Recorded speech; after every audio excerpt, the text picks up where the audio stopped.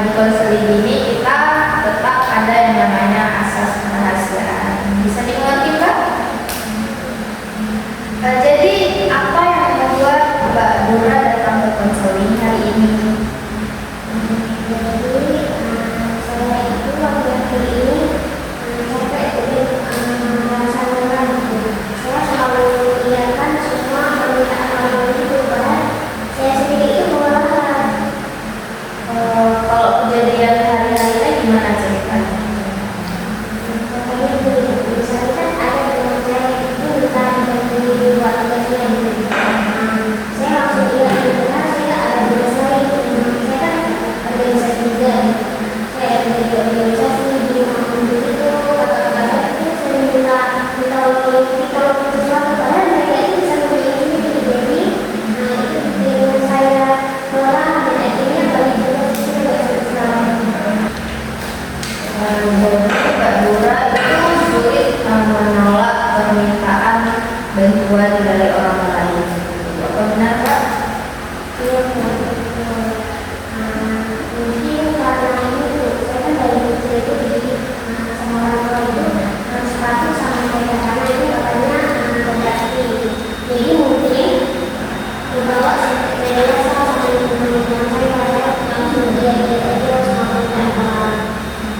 Oke, baik, saya paham gimana jadinya Mbak Dura ya. Tentunya berat, kayak Mbak Dura tuh ingin menyenangkan semua orang gitu. Sedangkan Mbak Dura sendiri kewalahan dengan permasalahan-permasalahan dan tugas-tugas Mbak Dura sendiri.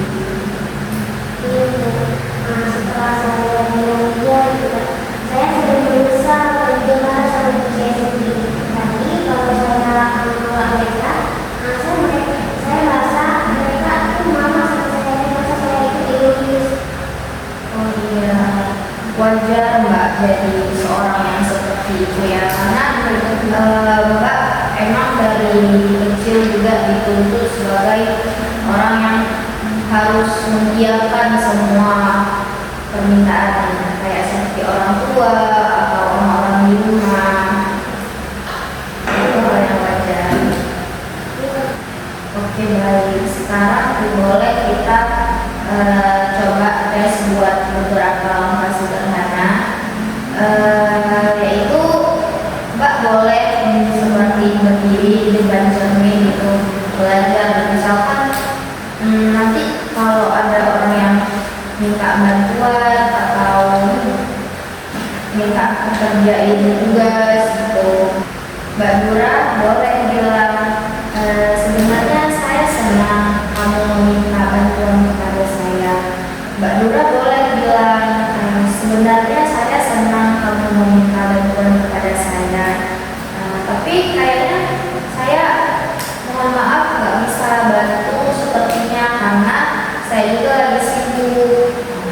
Mungkin kamu boleh minta bantuan dari teman-teman lain. Apa bisa, Kak Dura? Boleh sih, kayaknya saya mau coba. Oke, kalau begitu Mbak boleh terapkan cara ini dalam seminggu atau 2 minggu ke depan. Nanti kita lihat lagi gimana perubahannya di sesi konseling sebelumnya. Oke, Mbak Dura, terima kasih. Iya, terima kasih dengan bantuan ini saya itu merasa lega. Terima kasih ya. Ya, sama-sama. Terima kasih. Assalamualaikum. Salam.